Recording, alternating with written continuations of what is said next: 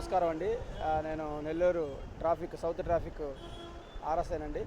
ప్రధానంగా వినాయక చవితి సందర్భంగా ఎవరైతే ఉంటారో జర్నీ చేసేదానికి సిటీలో కావచ్చు, అవుట్ ఆఫ్ సిటీ కావచ్చు, మీరు బొమ్మలు తీసుకొని వెళ్ళేటప్పుడు కావచ్చు, బొమ్మలు నిమజ్జనం ఇంటికి తీసుకెళ్లేటప్పుడు కావచ్చు, మళ్ళీ నిమజ్జనం సమయంలో కావచ్చు, ఎప్పుడైనా సరే విద్యార్థులు మనం ప్రతిసారి చూస్తున్నాం అంటువాడి ఇన్సిడెంట్స్ జరుగుతున్నాయి. దయచేసి అటువంటి వాటికి కొద్దిగా జాగ్రత్తగా పాటించాలని కోరుతున్నాను.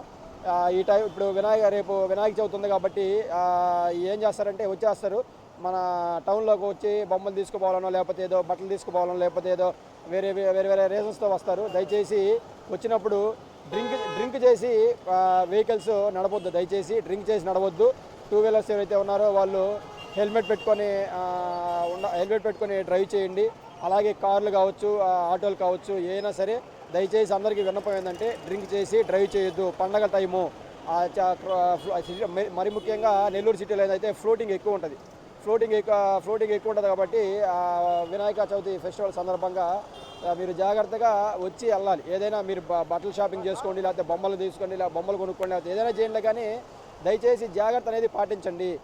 మిమ్మల్ని నమ్ముకొని పేరెంట్స్ ఉంటారు, చాలామంది ఉంటారు, వాళ్ళందరికీ అన్యాయం చేయకుండా మీరు చెప్పిన జాగ్రత్తలు పాటించాలి.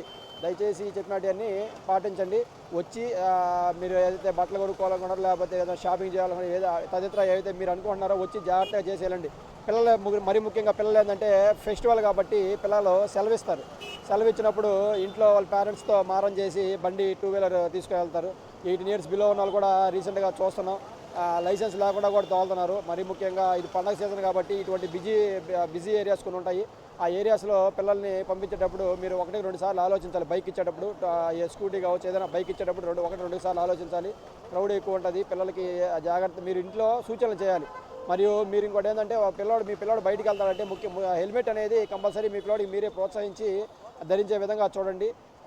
దయచేసి ఇటువంటివన్నీ గమనించి ఎటువంటి ఇబ్బంది లేకుండా పండగని పీస్ఫుల్గా జరుపుకోవాల్సిందిగా కోరుతున్నాను. మరి ముఖ్యంగా డ్రంక్ అండ్ డ్రైవ్ అనేది టూ వీలర్స్ కావచ్చు, ఆటోలు కావచ్చు, కారు కావచ్చు, ఎవరైనా కావచ్చు, జాగ్రత్తగా డ్రంక్ అండ్ డ్రైవ్ అనేది చేసి నడపకుండా ఉండాలి. బండ్లు అనేది నడిపితే మరి నీ వల్ల ఎదురువాడికి కూడా ఇబ్బంది అవ్వచ్చు. మా ఇల్లు పక్కనేను 100 మీటర్లేను అని అనుకోవద్దు. దూరం ఎంతైనా సరే మీరు తాగారని తెలిస్తే దయచేసి మీరు బండి తోలొద్దు. మీరు తాగని వ్యక్తి ఎవరైతే ఉన్నారో అతను ముందెక్కించుకోండి, మీరు వెనక్కి కావాలంటే కూర్చోండి తప్ప మీరు మటుకు దయచేసి డ్రింక్ చేసి నడపొద్దని కోరుతున్నాను. Thank you.